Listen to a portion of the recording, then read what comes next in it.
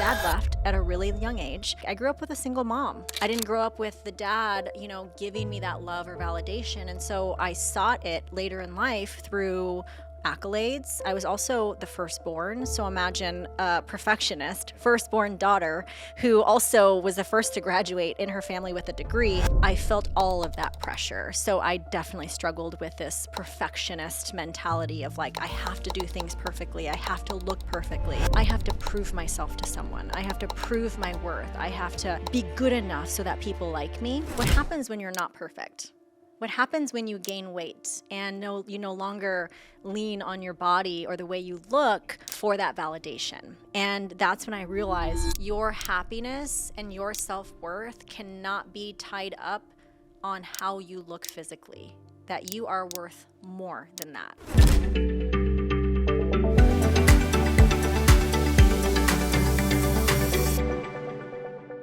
Awesome, friends. Welcome back to the Beyond the Scale podcast. I'm your host, Jake Stewart, and today I'm sitting down with Felicia Romero. I'm really excited for this interview. Felicia, thank you so much for taking the time. I am so excited to be here. Well, so fun. You have an absolutely amazing, one, just fitness story, and two, just life story. You're very inspiring. I just had the really awesome opportunity here in our mastermind here in Chino Hills, California. I got to listen to 4 hours of amazing talk from Felicia, talking all about different social media strategies, but also, too, just kind of going over her life story. And I think it's really impactful, and I think all of you viewers at home will get a really great, get a lot of great takeaways from this. So I'm really excited to share with you. But Felicia, let's start from the beginning. Let's go like way, way back. Obviously, you're very in shape. You're very with it. Like that smile is amazing. Let's talk. What did your fitness story kind of look like growing up into your adult years? Let's start there. Yeah. Okay. Let's bring it back. So I've always been an athlete. I remember my mom, studying me. My whole family is very athletic. So I really didn't have a choice. It was kind of like thrown into t-ball, thrown into track, thrown into all the things. And so I've always sort of had that like competitiveness in me and that like urge to want to play sports and want to excel and get better. And it really started at a young age.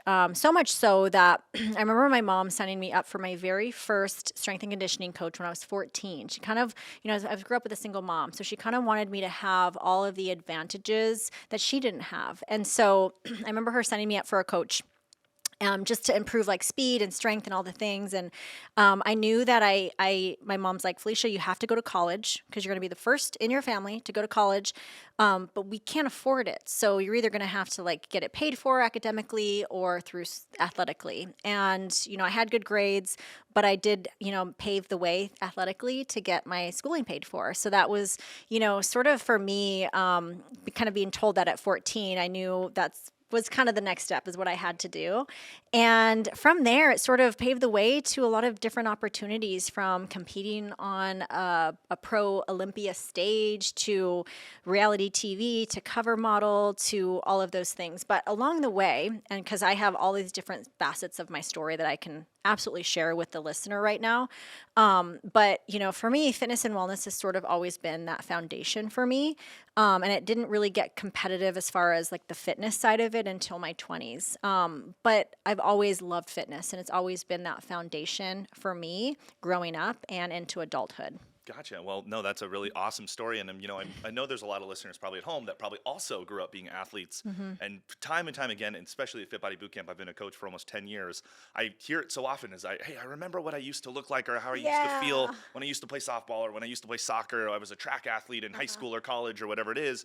And now, I just don't get that same feeling. I want to go back to being that way. Yes. But they don't really think about the fact that, hey, now you're in your 40s, 50s, 60s. Yeah. You're probably not going to feel the same way you did when you were 20 or when you were 18. And that's definitely like a common theme. Now, I'm also curious to kind of jump into some of your accolades that you have. You said you were on the Olympia stage and things of that nature. And something a lot of people don't understand with health and fitness. So they see people like the coaches, and like I would just put you right in there. I know you are a Fit Body client, but you could also be a Fit Body coach. If you told me you were, I would believe you 1,000,000%. They seem to look at us and they say, hey, you're in shape. You don't understand my struggle. Yeah. So what can you talk about in terms of going through, as I know that like preparation for competition is really hard, not just physically, but also emotionally as well. Yeah. So I really would love to unpack that box and talk a little bit more about that, and just to kind of just relate to somebody maybe listening at home that doesn't think what they're feeling. Yeah, absolutely. I love this question because I think it's so important to definitely find examples in your own life of people that you can relate to, people that have done it improvement? How many times have we looked to social media or looked to mentors or looked to people that we follow and like, oh, like they're doing this, I can do this too. Like it's so awesome to see all of these different types of people now that we see in movies, different races, different ethnicities, and like other women or men can see themselves in that person. So when I think about fitness and I think about that question, I remember actually getting this specific question years ago. Just to kind of back up a little bit, I was top 4 in the world at what I did. So I was at the Olympia, competed at the Olympia 4 or 5 years in a row. I've done fitness cover modeling. I've been on the cover of Flex, Oxygen, Muscle and Fitness, Hers, Status Fitness. And, I think as far as the relatability, it's all relative because I think we all have our own struggles and our own insecurities that we're dealing with. And so as someone who struggled with body dysmorphia, so imagine, stepping on stage and maybe not everyone can relate to competing, but I do know that most people can relate to the on and off struggle of on a diet, off of a diet, gaining weight, losing weight, comparing yourself to when you were 18, 19, 20, wishing that you were back at that, right? So we all have that commonality. So when I think about my story and I think about kind of what I've gone through, for me, and I think for most people, it goes deeper than the food. It goes deeper than what we're consuming. It goes into like the trauma or the things that we went through in childhood that sort of feed the things that we're going through in adulthood. So when I think about my life, I use competing for validation, right? My dad left at a really young age. He left when I was around 8 or 9. Really traumatic story. We don't have to get too far deep into that. But like I grew up with a single mom, and I didn't grow up with the dad, giving me that love or validation. And so I sought it later in life through accolades. I was also the firstborn. So imagine a perfectionist, firstborn daughter who also was the first to graduate in her family with a degree. I felt all of that pressure. So I definitely struggled with this perfectionist mentality of like, I have to do things perfectly. I have to look perfectly. I also got a lot of my accolades, or a lot of the things I did accolades wise, was a form of self-esteem for me and self-worth. So using that, I think that's what was my big driver through most of my years of really doing all of the things is I have to prove myself to someone. I have to prove my worth. I have to be good enough so that people like me. And what that does is it sets you up for failure because what happens when you're not perfect? What happens when you gain weight and you no longer lean on your body or the way you look for that validation? And, as someone who struggled with that, that is a big hit on your self-esteem. It was a big hit on who I thought I was. And that's when I realized that I had to be more than how I looked physically. I had to be more than the person that was in shape. So, what I would say to that woman who's like, gosh, she doesn't struggle. Trust me, she has her own struggles that are probably similar to what you're going through in a different way, right? And for me, it was things that I had gone through in my childhood that really set me up for all of the things that I experienced in my adulthood. And so after the Olympia, just to kind of take it back a little bit, when I competed, I competed hard, meaning I would like all in on the diet. It's very disciplined. For those that may not know, like you have to step on a stage. It's sort of like a beauty pageant with muscle, and you're a very low percentage body fat. You are being judged physically. So imagine stepping on a stage in a bathing suit and people are actually judging the way that you look physically. They're judging how much body fat you have. They're judging your symmetry. They're judging how in shape you are, your conditioning, your stage presence, and all of that comes into play. And, I was basically striving for perfection on stage. And when I wasn't in that mode, I was the complete opposite. So the moment the competition was done, I would go literally the opposite of discipline. I would eat anything and everything. So I had what you called disordered eating. I was also a binge eater. And so what happens when we extreme diet and then we binge eat? And I guarantee you there are people right now that know what that is, especially if you've ever been on a diet. If you've ever been on a restrictive diet or denied yourself certain things, I guarantee you that you've been on the other end of that and have like either binged or digressed from that all-in mentality. And I gained 40 pounds in about 2 months. And wow, as someone who really strived for perfection and used her body as a source of validation, what do you think happened when I gained all that weight? I was depressed. I was suffering. I had anxiety. I had this gloom and doom every single day. I didn't want anyone to see me. I remember canceling clients because at the time I owned gyms. And it was just a really hard time. And that was the first time in my life where I knew, gosh, Felicia, like your happiness and your self-worth cannot be tied up on how you look physically, that you are worth more than that. Yeah, 100%. Wow, that's super powerful. And kudos to you for getting through that. And I kind of want to unpack what you just said, like that kind of tail end just a little bit more. What were some of the things that you did to kind of like work through that? Because I mean, it's one thing to tell yourself, yes, I'm worth it. Like, yes, you don't need to be doing these things. You don't need to be like doing the binge eating. You don't need to be doing all that stuff. What were some of the like the little steps that you took, like, like day in and day out? Because, it's one thing to say it, it's another thing to do it. Yeah. So I'm really curious, like how you kind of fought that battle and got through. Because I mean, I'm sure there's people listening at home that might be in this very similar situation. So. Yeah, this is going to be valuable. So valuable for the listener right now, because right now you might have a goal. Not to say that these goals are bad by any means. You might be telling yourself, okay, when I lose 10 pounds, when I lose 20 pounds, then I'll be happy. When I get to this place, then I can do the thing to, right? I can go shopping or I can go on the vacation or whatever it may be. And let me just tell you, I'm telling you right now, as someone who's gone through it, when you get there, it's not going to be the thing that brings you the happiness, right? So I think some of the things that I did that probably aren't going to be what people want to hear, but what I think people really need to hear and that I think could be so helpful is not letting weight loss be the goal. Not letting looking a certain way be the goal. If we can lean into the things that we really enjoy and the things that we love doing and that can keep us active, like for me at the time, I remember having this really huge resentment towards the gym and weightlifting because when I had put on all that weight, I had a lot of muscle. So what happens when you have a lot of muscle on your body, but then you put like 40 pounds of weight on top of it?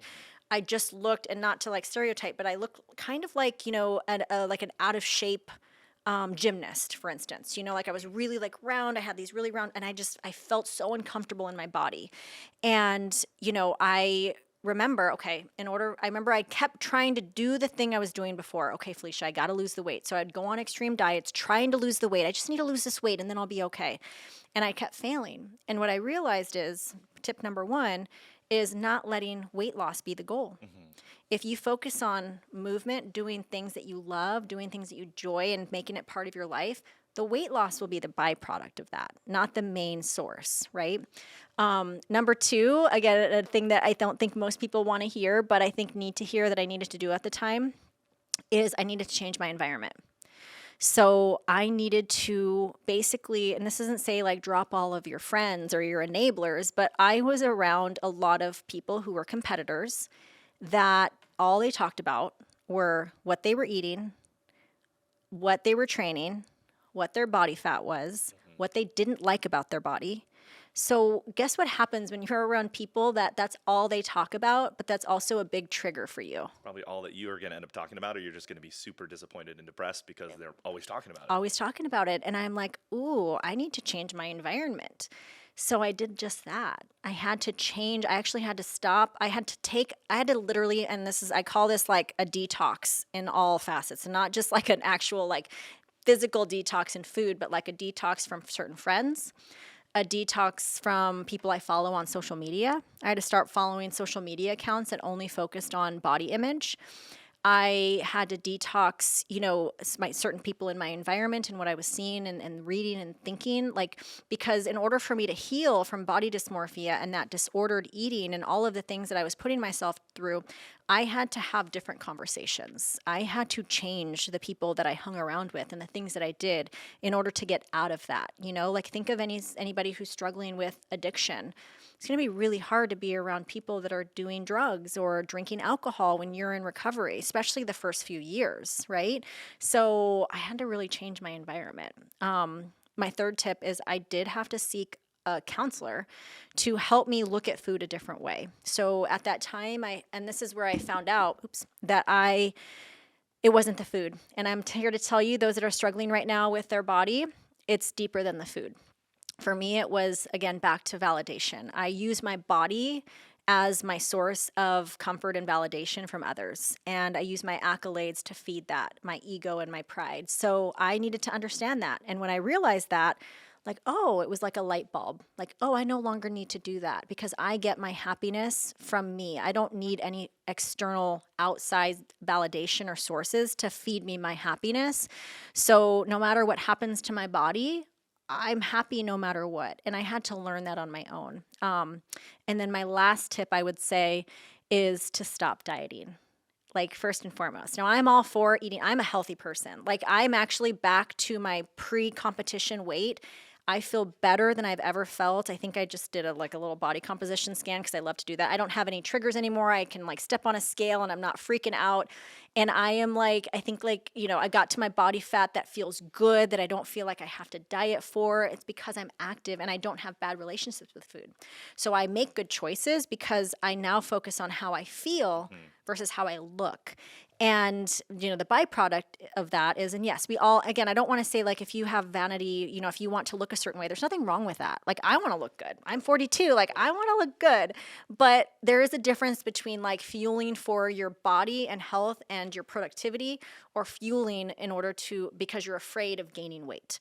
I no longer am in that boat anymore. So, that would be what I would give for the listener. No, those are all really awesome tips. And if you didn't catch it, reverse it like about 5 minutes or so and re-watch that because that is so important. One of the things that I really liked with one of your tips that you said, and something I tell my clients all the time, and I just call it like a life audit. So just think about the things that are bringing you down as opposed to raising you up. Yes. So let's say, you're not sleeping enough, but you're only not sleeping enough because you're watching your favorite Netflix show at nighttime or something like that. That even though that Netflix show is awesome, even though, you love to watch whatever Downtown Abbey, I don't know any of the show, whatever, you're watching that show until 12 at night when you could be going to sleep at 10, and that would fulfill your 7-8 hours of sleep. Yeah. Think about how much better your life would be if you just stopped watching TV until midnight, or you cut out like, hey, my vice is, I always stop at the gas station and get an extra large, regular Coke or something like that. Yeah. It's like, hey, take a look and like actually sit down, write down the things that you are eating or the things that you're doing really. How often are you sitting? Are you sitting for 8 hours a day? Like, hey, could you get up and walk on your breaks at work? Hey, could you get up a little bit? Like when you get straight home, are you going to go right to the couch or are you going to walk around the house? Are you going to take the family for a walk? What are you going to do? And just performing that life audit, I think is really important. I thought that was really, really awesome. I like that. Ooh, yeah. Everyone do a life audit. Yeah. I'm going to do that too. 100%. That's great. Yeah, and then another key component that I took away from what you just said was you found a counselor. So then for your situation, that looked like a counselor. For a lot of people's situation, it just looks like finding a coach. Yeah. I always say even no matter what, whenever you're at the top level, and even being a coach myself, I still need a coach. Guess what? I still have a coach that helps me with my health and fitness. Yeah. I still have a coach that helps me with my leadership. I still have a coach that helps me with my podcasting. Yes. So it's like everybody needs a coach, and I think that's really, really important. And you found that in the way of a counselor. Yeah, it's so important because, oftentimes when we don't talk about things and we don't actually figure out, we can't always see our blind spots. And this is what a mentor or someone in your world can help you with, is seeing those blind spots or even asking you questions that you may not have even considered. Right? Like, even today I got to teach to the mastermind group and I gave you all questions at the beginning that you may have not thought about before, but allows you to go deep and really think about. And I think, again, awareness is the first step to any type of change, whether it's relationship, your health and wellness, your weight, your career. It's just being aware of what is happening and knowing those patterns and triggers. That's awesome. That's really, really great. And so kind of to shift gears just a little bit. So we've talked about kind of your fitness story leading up, but I know a little secret that you're actually a Fit Body Bootcamp member. Yeah. So I'm really curious, there's a million different gyms out there. There's a million different places to work out at. I'm just curious how you found Fit Body and, what has been your experience since you've been a member there. And I think it's been for the last couple of years you've been a member of Fit Body. Yeah. Gosh, I love Fit Body. I love all types of exercise. And I always, again, lean into the things that I really enjoy. And one of the things I really love about Fit Body Bootcamp is the community. I found it at a time when so I live in Arizona. And yes, we took the pandemic seriously, but not as seriously as other states. So we were open for most of it, except for those couple months in there where gyms were closed down and things were closed down. But I remember the Fit Body Bootcamp right behind my house was open. And I always see people running or going in. I could hear them. It was pretty close to my home. And I was like, oh, that's so fun. And I really wanted to get back into like the boot camp space and like, cause I've been a trainer for almost 20 years and I own gyms. Like I know what to do, but there is something so amazing about just going in and not having to think about it. And also having it be 30 minutes, like 1% of your day. So I decided to join. It was like it was in 2020, the end of 2020. And so, and one of the reasons why I've stayed is because of the community, the friendships that I've made, the familiar faces that I see whenever I go in, to know that it's always going to be something different. I love challenging myself. So I'll grab a heavier dumbbell. I'll push myself a little harder. At the end of class, I'll run a lap around the building, like things like that, I love, that I probably wouldn't do on my own, if I'm being honest. And I get to do that there. That's so awesome, and that makes me so happy to hear that you're getting that amazing experience at Fit Body Bootcamp. But I'm also curious to hear, from your mouth. Obviously, I'm a Fit Body coach, so it would seem a little weird coming from me. But I'm just curious, what do the people look like that when you go into a session? So do they all look like you? I would say, I mean, you're pretty at the top of the fitness sphere. You're very in shape. You're very with it. Your energy is amazing. Yeah. Like what does everyone else look like? Is it a room full of you, or is a it, room full of Felicias? No, definitely not. No, but yeah, like I love this question because, like, if I were to think about my 8 o'clock class that I go to, so it's a wide range, and I love. Oh my gosh, her name's Kristen. She's probably in her late 50s. She's a rock. Like she rocks it. Like she's in there, and it's so funny because oftentimes, at the classes, like we're paired up with people at different stations and things like that. And whenever we're taking a class together, we're always stretching in the beginning when we do our warm up. So we're always paired up together. And it's so funny because I'm trying to keep up with her, but she's trying to keep up with me. So we're both pushing each other during like the stations. And she's in her late 50s and she is rocking it. She is pushing. And then you have, the older gentlemen in there who want to just lose some weight. And then we have the younger community. So it's a wide range. But I do notice that there are older, and I was just talking to someone about this inside the mastermind, but like I love my 8 a.m. class because most of them are older adults who can literally do burpees and not feel pain. Like I'm seeing them do these burpees and I'm like, wow, this is amazing. They're in their 50s, 60s, sometimes 70s, and they're doing it. And it's really awesome to see. That's so awesome, yeah. And I love telling that to people. And, a lot of times somebody coming in, or if they opt in and they're talking to us online, they're like, hey, I think I'm too old, or hey, I think I'm too fat to join your program. I don't think I'd be able to keep up. Yeah. But I always try to assure them is just, Fit Body really is for everybody. Yeah. Like it really is. Yeah. Like we have people that are in 300 pounds. And there's modifications. Exactly. Like I've seen some people not be able to do certain things, and there's always something else you can do instead but then work your way up to that, right? And so I love that as well. There's always modifications offered, and people just start where they're at. Right. And I find it very non-intimidating too, because the thing is, we're all on the same journey. We all want to be healthy and fit. And, you can start where you're at. There's like literally, like if you can't do this certain thing, there's always a modification for it. So yeah, 100%. Well, I'm glad you're getting a really awesome experience at Fit Body. Again, that makes me really happy as one of the top coaches in the brand. I love hearing that. To shift gears just a little bit, so I got a really awesome seminar from you today. Yeah. But I would love to hear a little bit more. So like just kind of what is your day-to-day and the things that you do for your profession? And I'd love to hear it because I think it's really inspiring. Like you're obviously a very strong female presence. Like it was really awesome getting to listen to you speak. Yeah. And I'm sure there's probably a lot of women at home that maybe have like a really awesome skill set. Yeah. But they're not confident enough to get out there and get in front of 60 people like you just were. Yeah. Even for 4 hours. So, yeah.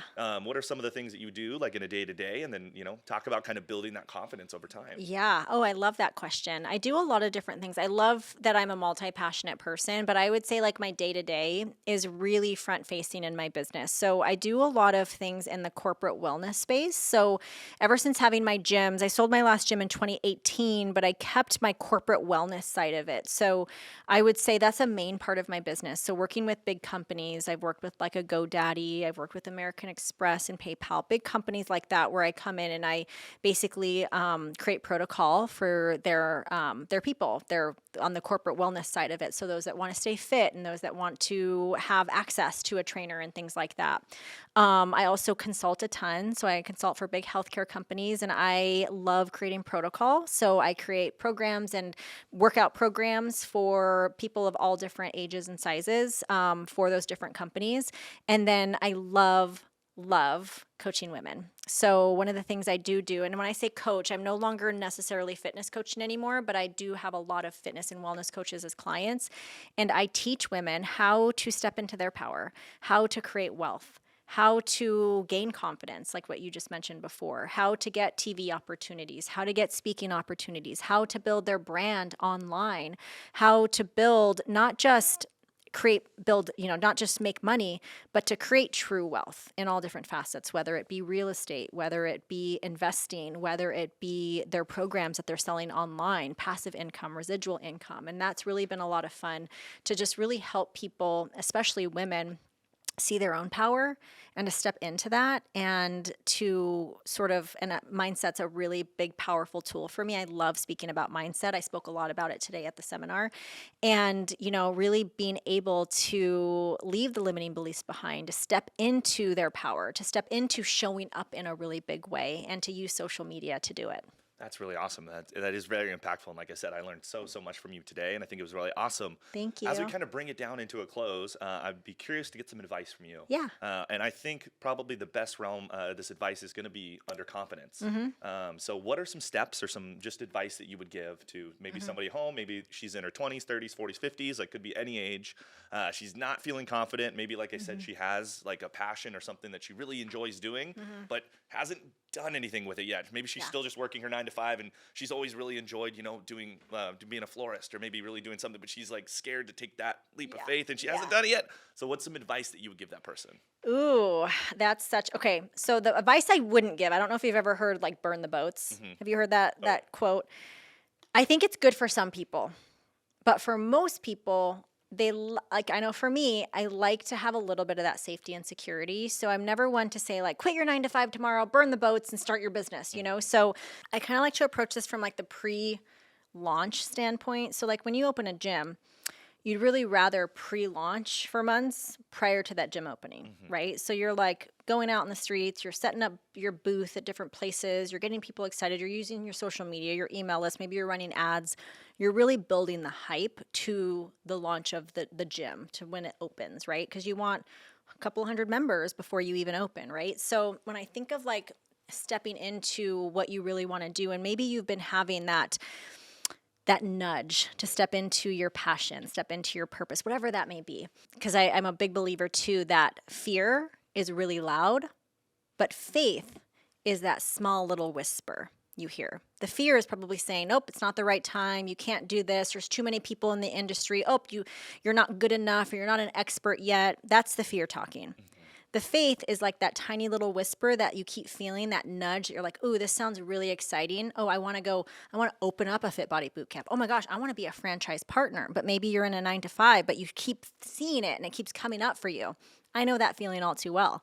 So I would say there's that curiosity there and to lean into it. And the way that we do that is that you have to test that curiosity. So maybe you start a wellness page on your Instagram. Maybe you start talking about fitness and you gauge your audience. You start, and I guess I'd talk about this like a pre-launch, right? You start building up curiosity around this new thing that you really want to talk about before actually launching the thing.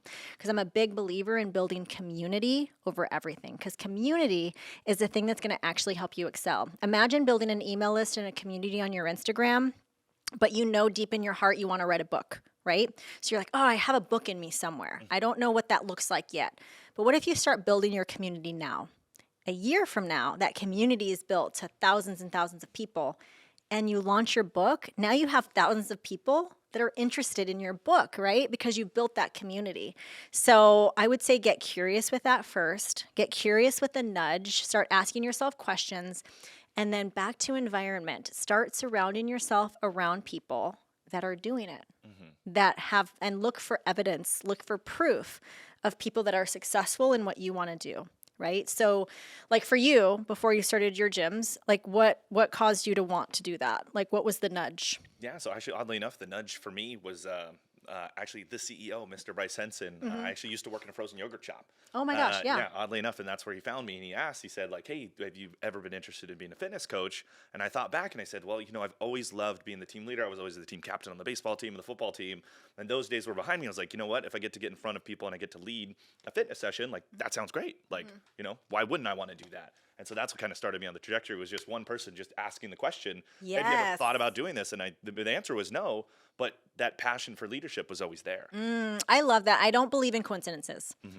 So I'm a believer in things happening for a reason. I do also believe in free will, us making our own choices, but I think that what was put on your path for a reason, right? And so like that's why I think even the bad things that happen to people, unfortunately, I do think that that was also put on their path for a reason, right? And so I'm really one to always, again, I will, I'll be sad, I'll be depressed, or I'll feel my emotion when something doesn't go right, but I also know enough, and I know enough to not be in that victim state for too long, that I also know that, okay, that was part of my plan. Because I've had bad partnerships that didn't work out, where I had to sell my business. I've had people steal from me. I've been sued. Like, those are all happening for me. And so the bad that comes with the good is just part of it, right? The failures are on the path to success. So, back to Bryce reaching out and like seeing you, he must have seen something in you at that moment that was like, oh, he's boisterous, he's loud, he's very energetic, he has enthusiasm for whatever he's doing. That can definitely translate to coaching and all of these different leadership experiences. And so like just seeing that in you probably opened up that little seed of like the possibility, right? Yeah. And so again, back to, I don't believe in coincidences. So that happened for a reason. That's yeah. Awesome. Well, Felicia, that was really, really awesome stuff. It was an amazing episode. Thank you so much. Yeah. I'm sure a lot of people that are listening in, they probably want to follow you on Instagram. Yeah. Would you like to plug your Instagram, maybe your podcast, anything like that? Yeah, absolutely. I hang out over on Instagram at Felicia Romero, so just my first and last name. I also have a podcast called The Hi Felicia, kind of a play on Bye Felicia, because I get that so much. And yeah, and then my website, FeliciaRomero.com. You can see all the upcoming events and things that are happening. But yeah. That's awesome. Well, be sure to check those out. Please follow her. Make sure to like up her and comment on all of her posts and things like that. If you guys got value from this episode, we would greatly appreciate it if you sent it over to a friend, maybe somebody else that you think could get awesome value from this episode. And with that, team, thank you guys so much for listening, and we'll see you in the next Beyond the Scale episode. Thank you.